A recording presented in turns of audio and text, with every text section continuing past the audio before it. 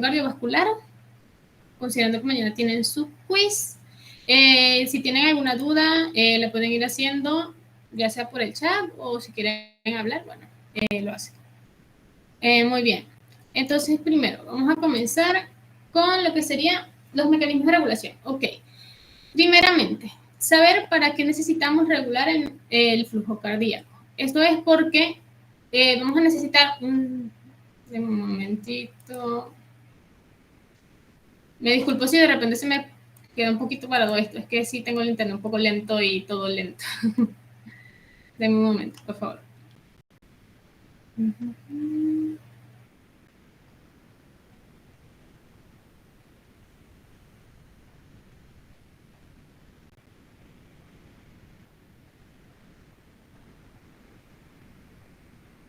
Ya va. Voy por aquí.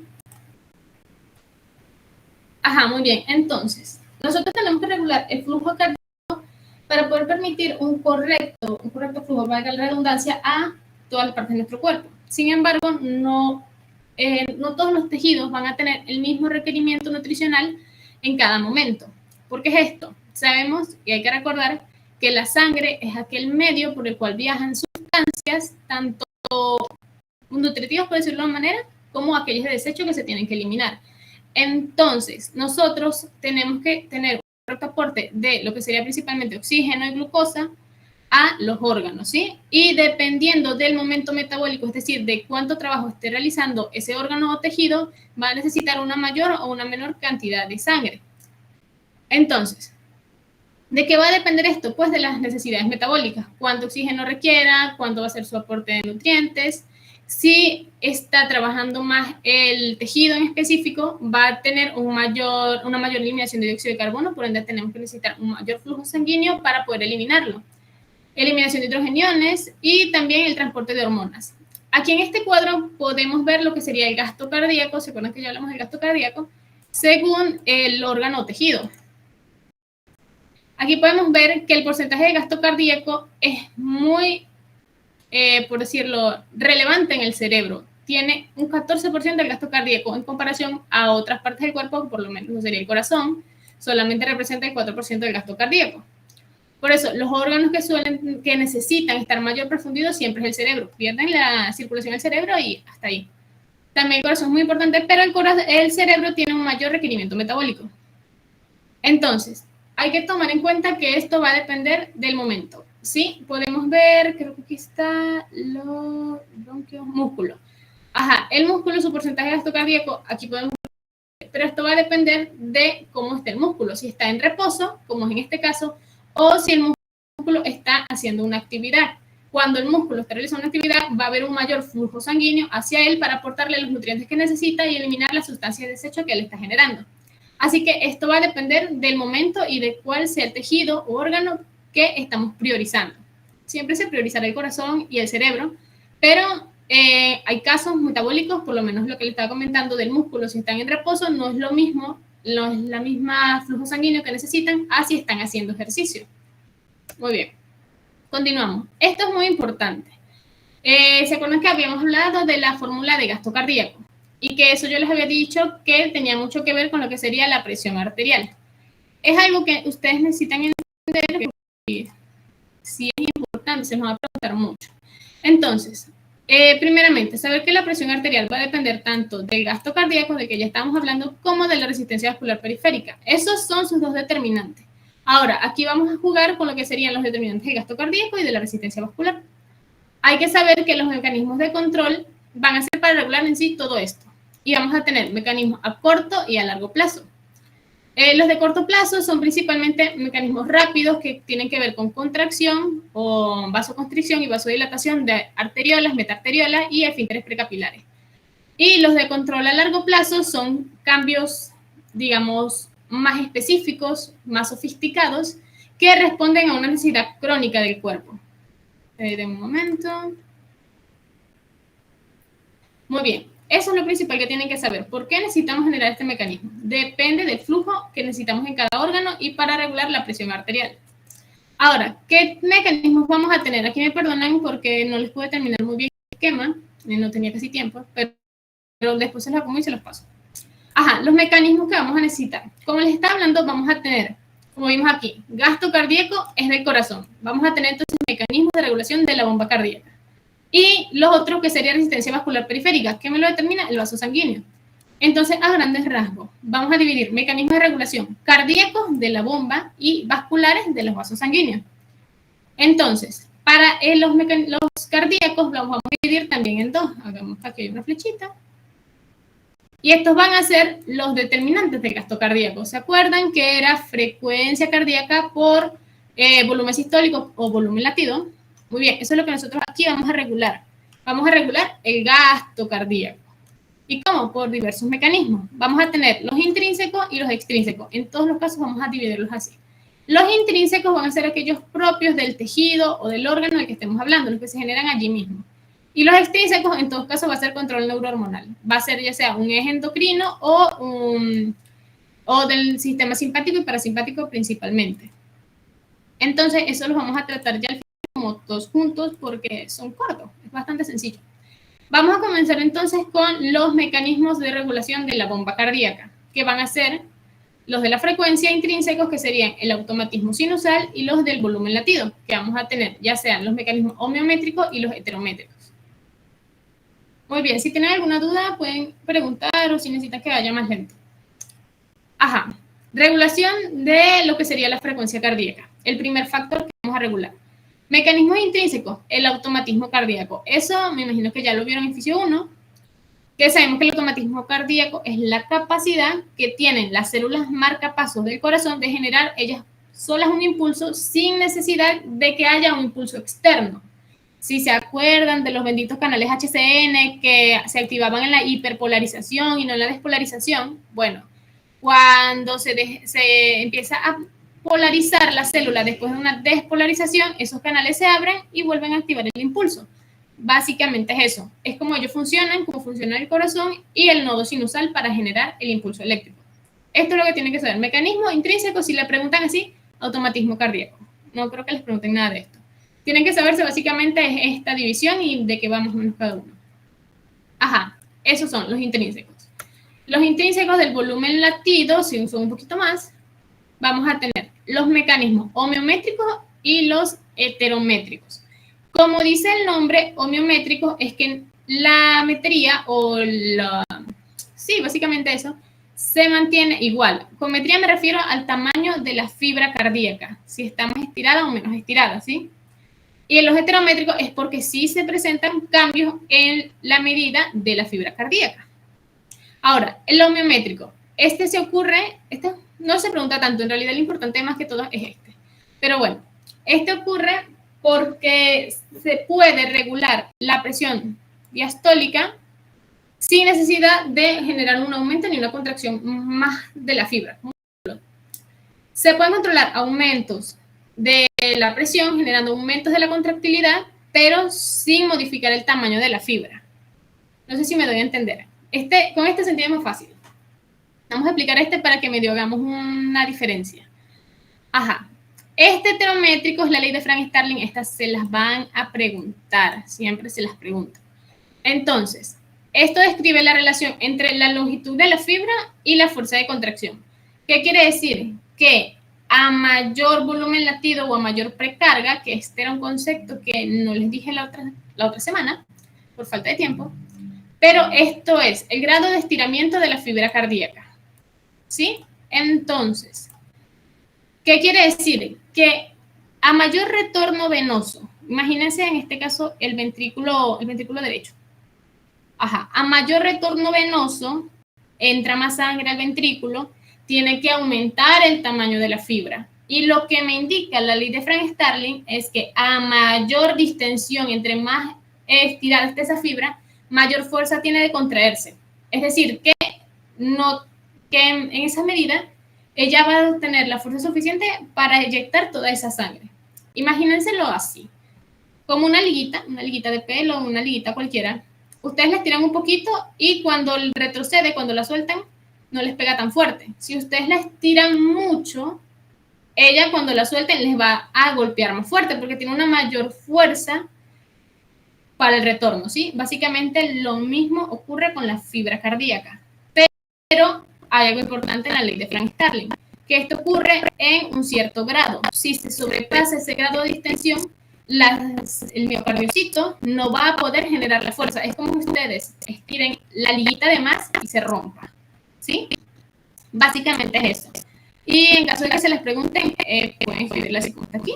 Cuanto más se estira la fibra muscular, con el aumento de la precarga, mayor será la fuerza de contracción y mayor será el volumen de sangre expulsado, ¿sí? Y esta es algo parecido, pero no hay un aumento como tal, o sea, aumenta la contractilidad sin necesidad del aumento de la fibra cardíaca. No sé si me doy a entender, este es un poquito más abstracto, la verdad. No sé si tienen alguna pregunta. Esos serían básicamente los intrínsecos de regulación de la bomba cardíaca. Y los extrínsecos ya los hablaremos después. Ahora, los intrínsecos de la vasculatura, esto es para regular la resistencia vascular periférica, vamos a tener principalmente dos que son importantes. La teoría miogénica, que lo que me indica es que, digamos que el vaso sanguíneo tiene la capacidad de actuar según los aumentos o disminuciones de la presión arterial, ¿sí? O del nivel de sangre que está circulando por él. ¿Cómo puedo decirlo? Si hay un aumento de la sangre o de la presión, entonces el vaso sanguíneo tiene la capacidad intrínseca del mismo contraerse. Básicamente es eso. Cuando se estira por un aumento de la presión de sangre, imagínense que está pasando mucha sangre por ese vaso sanguíneo, entonces sus propios mecanismos fisiológicos tienen la capacidad de hacer una contracción. Y ustedes dirán, ¿puede aumentar la presión y también se contrae? Sí, básicamente es un mecanismo. Si el corazón aumenta la frecuencia, va a aumentar la presión, y si nosotros lo que queremos es aumentar más la presión, no nos sirve generar una vasodilatación. No sé si me doy a entender. Por lo menos en un caso en el que haya una hipotensión, necesitaríamos tanto aumentar mecanismos intrínsecos miogénicos o mecanismos en la vasculatura para generar una vasoconstricción, y también necesitaríamos generar un aumento de la frecuencia. Uno podría pensar que a mayor fuerza de eyección del corazón, mayor fuerza en la que sale esa sangre, podría más bien es dilatarse. Pero esto es un mecanismo que se necesita para poder generar un aumento de las presiones. Si no, si mi objetivo es generar un aumento de la presión arterial, que a veces es necesario, no se estaría logrando. Por esa razón es que se tiene que contraer el músculo vascular, ¿sí? Ajá. Bueno, básicamente es eso. Cuando hay un aumento de la presión arterial, el reflejo provoca una contracción del músculo para mantener el flujo. ¿Se entendió esta parte? Olis. Bueno. Ajá. Y lo otro sería la teoría metabólica. Estas dos son las más importantes, porque la otra que sale en el programa no se encontró mucha información de eso. Entonces, bueno. Ajá. Esto me quiere decir que un aumento en el metabolismo, es decir, en el trabajo que tiene que realizar un tejido, me va a generar metabolitos o sustancias que me producen o me generan una vasodilatación, ¿sí? Porque aumentar yo el metabolismo, yo necesito más nutrientes, necesito más oxígeno, necesito más glucosa, y a medida que yo estoy gastando estos nutrientes, también estoy generando desechos. Entonces, esta es una forma en la que el propio vaso sanguíneo, a través de todo el metabolismo que se está generando en ese tejido, tiene la capacidad de vasodilatarse para permitir mayor flujo de sangre que traiga todos esos nutrientes que necesita para poder mantener la actividad. Si aumenta la actividad metabólica y no aumenta el flujo sanguíneo, entonces vamos a quedar en un déficit, ¿sí? Manteniendo allí sustancias nocivas y sin tener una reserva de oxígeno necesaria. ¿Se entiende esta parte? Entonces, tenemos que el suministro de oxígeno se corresponde con el consumo. A mayor metabolismo, a mayor uso de ese tejido, vamos a necesitar una mayor cantidad de oxígeno, ¿sí?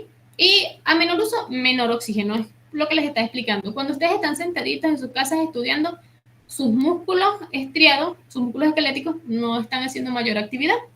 Así que se disminuye el consumo de sangre, el flujo sanguíneo de ese músculo y el consumo de oxígeno. En cambio, si de repente les da por correr una maratón, va a aumentar la necesidad metabólica de ese músculo, tiene que trabajar, va a generar sustancias de desecho. Así que yo necesito generarle un aporte sanguíneo adecuado a ese músculo. Si no lo hago, me queda sin una irrigación adecuada y el músculo se me puede dañar. Entonces, esa actividad metabólica va a generar metabolitos, sustancias, ¿sí? Que muchas de ellas van a ser vasodilatadoras. Por lo menos la adenosina, también vamos a generar una mayor cantidad de dióxido de carbono. Este lo tenemos que desechar, así que vamos a necesitar un mayor flujo sanguíneo. Y aquí tenemos varias. Hidrogeniones, potasio y lactato, entre otras. Ahora, lo que les estaba explicando. Una demanda metabólica genera una mayor demanda de oxígeno, lo cual me va a propiciar a una vasodilatación. ¿Y qué me genera una vasodilatación? Una disminución de la resistencia vascular periférica. ¿Y eso en qué se traduce? Un aumento del flujo sanguíneo a ese órgano o tejido específico. Ok, esto es lo que les estaba hablando. Tenemos un vaso sanguíneo y tenemos los factores propios que me contribuyen a su vasodilatación, como la adenosina, tenemos también diferencias en la osmolaridad y lo que les está diciendo, oxígeno, dióxido de carbono, todos estos pueden generarme ya sea una vasoconstricción o una vasodilatación, generalmente vasodilatación, porque estamos necesitando un aumento del flujo sanguíneo allí. Y lo que podemos ver, qué sustancias o qué momentos metabólicos me generan ya sea una vasoconstricción o una vasodilatación. Entonces, un aumento en la concentración de oxígeno me puede generar una vasoconstricción. Una disminución en la de dióxido de carbono también. Ajá. Tenemos una regulación simpática en que me genera una vasoconstricción, que eso básicamente es el mecanismo extrínseco. Y también vamos a tener otras hormonas, como lo serían la vasopresina y la angiotensina, que me van a generar una vasoconstricción. Muy bien, y los mecanismos que me generan vasodilatación, una disminución de la actividad, disminución del oxígeno, lo que les estaba hablando. Necesitamos oxígeno, vasodilato. ¿Qué hago al vasodilatar? Genero un mayor flujo de sangre es igual a más eritrocitos, y los eritrocitos que tienen oxígeno. Con más eritrocitos, entonces voy a poder también tener, cuando ya se separa el oxígeno, pueda captar el dióxido de carbono y deshacerse de todos esos metabolitos tóxicos. Un aumento del óxido nítrico, que es una sustancia vasodilatadora, que ya me imagino que la vieron en cuarto semestre. Ajá. Y estimulación simpática, que hace lo contrario a estimulación parasimpática, debe ser, ajá, una disminución simpática, ok.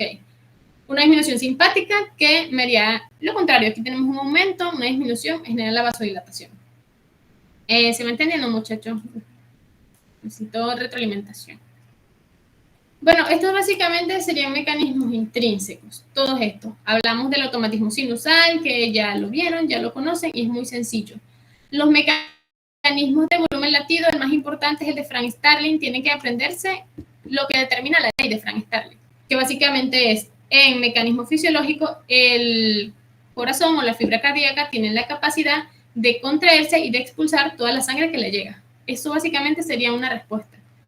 Y lo que sería la hipótesis miogénica, ¿se acuerdan? El corazón tiene el vaso sanguíneo tiene la capacidad de determinar si debe contraerse o dilatarse, según las presiones de sangre que le estén llegando. Y la metabólica, los metabolitos que se generen, me van a producir una vasodilatación.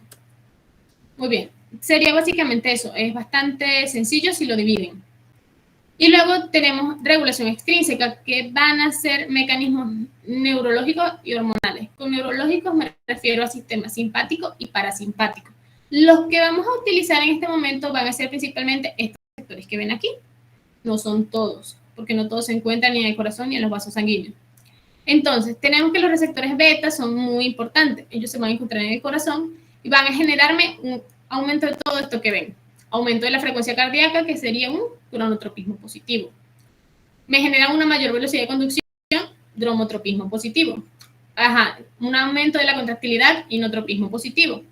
Y la tasa de relajación del miocito, que sería un lucitropismo positivo, que imagino que también lo vieron en bioquímica. Es como a veces, por así decirlo, raro que se tenga que relajar para volver a contraerse, pero si no está este periodo de relajación, entonces no se puede llegar a una nueva contracción. Entonces es normal que si yo genero una contracción, también requiera ese periodo de relajación para poder seguir contrayendo. Ahora, si se recuerdan, estos receptores beta son del sistema simpático. ¿Y a qué responden ellos? adrenalina y noradrenalina, ¿sí? Eso lo tienen que saber, es sencillo. Receptores beta 2, que se va a encontrar principalmente en vasos sanguíneos, así que esta va a ser una regulación extrínseca de la vasculatura o de la resistencia vascular. En este caso, ¿qué me genera? Una vasodilatación, entonces es lo que les comentaba. Genera un aumento de la contracción muscular, un aumento de la frecuencia, ¿verdad? ¿Y por qué genera una vasodilatación? Bueno, en este caso me genera una vasodilatación.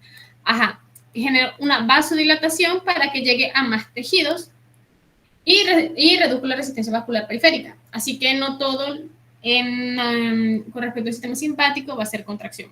En este caso, una vasodilatación. Y los receptores alfa, que funcionan principalmente con noradrenalina, ellos también son parte del sistema simpático, presentes en miocitos y pueden producir un aumento del cronotropismo. Aquí me faltan los alfa 2. Creo que los tengo en otra diapositiva. Vamos a ver si están. No están los alfa 2. Luego reviso, muchachos, y se los paso, porque creo que los alfa 2 también hacían algo en la vasculatura. Luego se los reviso. Muy bien. Y luego sería la contraparte del anterior, el simpático. Aumento del cronotropismo, dromotropismo y todo eso. Parasimpático. Receptores. M2 son los que nos importan aquí, el M1, el M5, los demás. No, van a estar en el músculo cardíaco, en el nodo sinusal y auriculoventricular, y que me produce una disminución tanto del cronotropismo y del dromotropismo. Recordemos que ellos van a estar principalmente, como dice, en el nodo. ¿Y qué es lo que me controla el nodo sinusal? Pues el automatismo, que es el cronotropismo. Si es algo que me va a regular el nodo sinusal, va a tener que ver con el cronotropismo, ¿sí? Y si es algo que afecta al miocardiocito, tiene que ver más que todo con la contractilidad, o sea, el inotropismo. Hay que determinar qué hace cada una de estas células a nivel cardíaco. Ahora, otros mecanismos son básicamente mecanismos endocrinos, ¿sí? Vamos a tener vasodilatadores como el óxido nítrico, que ya lo habíamos comentado, y la adenosina también en este caso, y vasoconstrictores como la endotelina, la angiotensina 2, entre otros. Estos son necesarios que sepan qué hace cada uno. No les van a pedir mecanismo de acción, sino que sepan dónde actúan y cómo actúan. Básicamente, cuáles son vasodilatadores y cuáles son vasoconstrictores. Eso es lo principal que ustedes les van a preguntar en este punto. Ya después, cuando vean endocrino, muy posiblemente sí les pregunten, pero en cardíaco no es algo que se le pregunta. Este es un cuadrito básicamente para describir lo que ya dijimos. Receptores alfa, inotropismo, cronotropismo, actúan en el miocardiocito. Y en nivel de vasos sanguíneos, aquí está, los receptores alfa eran. A nivel de los vasos sanguíneos me genera una vasoconstricción. Receptores beta 1, lo mismo, y me generan una vasoconstricción. Los beta 2 también me generan un aumento de cronotropismo, pero me genera una vasodilatación. Aquí hay que hacer esa salvedad. Lo demás, todos ustedes dicen simpático, contrae todo. Los beta 2 vasodilatan, esa es la salvedad. Y si contrae todo, si aumenta la presión arterial, entonces va a tener inotropismo, cronotropismo y dromotropismo positivo, ¿sí? Y la acetilcolina, el que les decía, el M2, que es el que nos importa en este caso, me va a hacer todo lo contrario. Él es como su antagonista. Si este aumenta, este disminuye. Y así como va diciendo su antagonista, lo contrario, entonces él va a vasodilatar. Eso es lo principal, muchachos. Aquí tenemos lo mismo, básicamente el sistema simpático produce un aumento del gasto cardíaco. ¿Cómo aumenta el gasto cardíaco? Aumenta la frecuencia cardíaca, aumenta también la contracción y va a generar un aumento de la resistencia vascular periférica para generar aumento de la presión arterial. Y los parasimpáticos, que es por estimulación vagal, esto es importante, que sepan que el vago es el que controla todas estas funciones parasimpáticas a nivel cardíaco, y disminuye el gasto cardíaco, por lo mismo una disminución de la frecuencia cardíaca principalmente. Recordemos que es frecuencia cardíaca por volumen latido. Y estas fórmulas van a ser directamente proporcionales. El aumento en una me genera el aumento en la otra, ¿sí? Ahorita hablamos de eso, ¿no?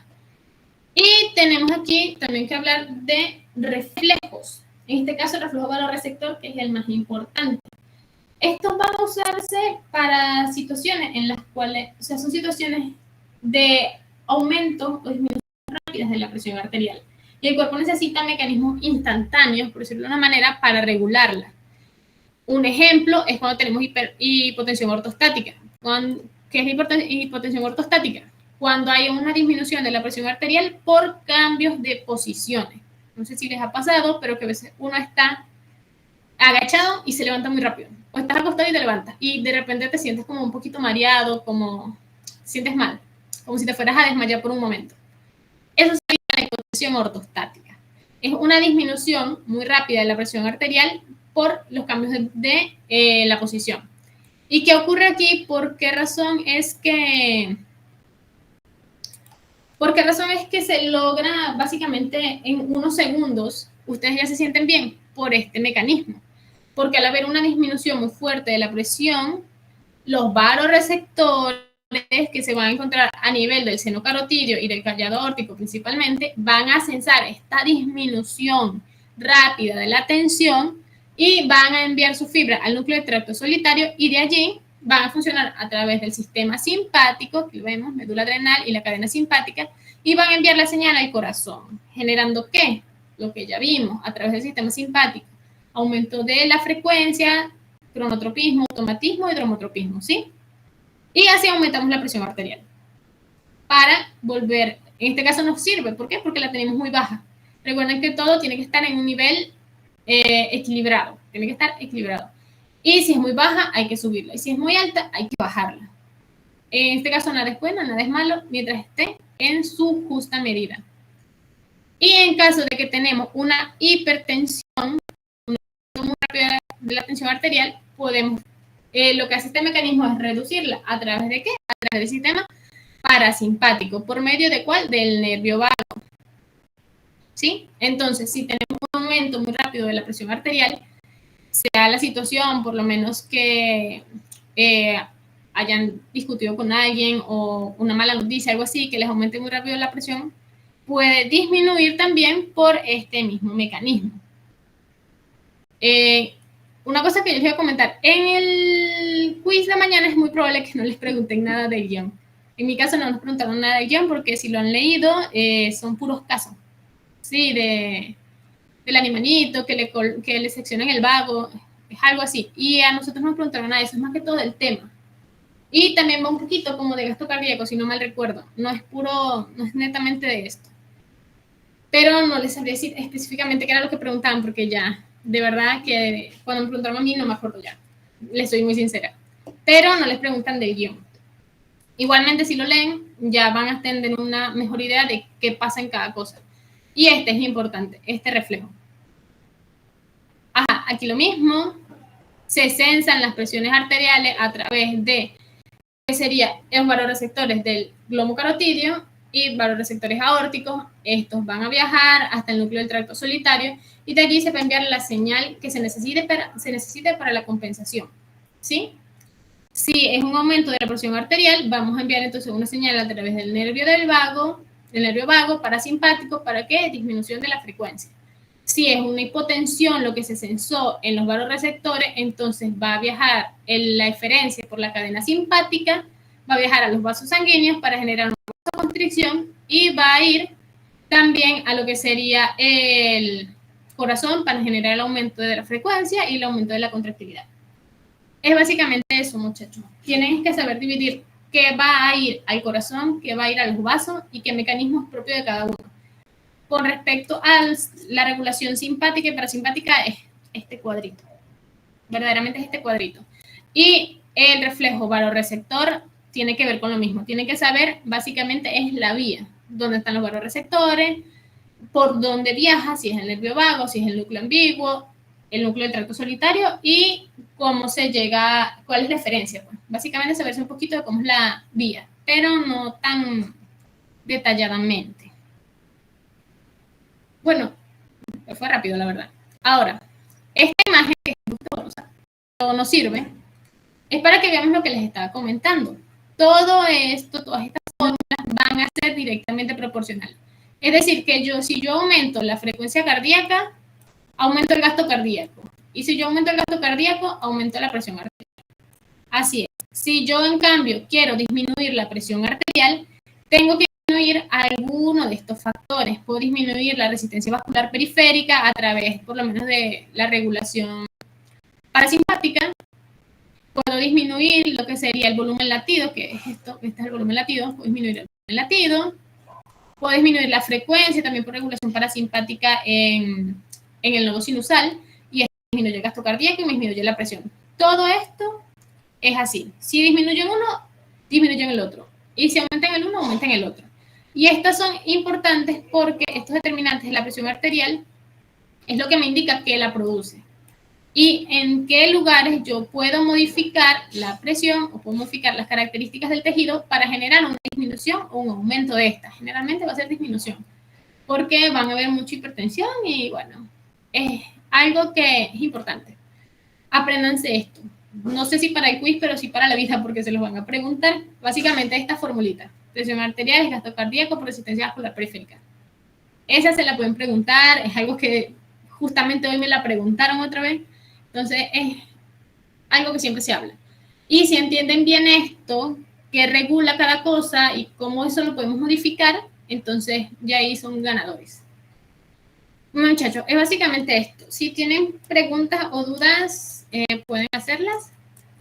Yo después les paso las diapositivas cuando las arregle, porque de verdad las hice súper rápido en lo tiempo que tuve. Bueno, ¿dudas? ¿Dudas, preguntas, sugerencias?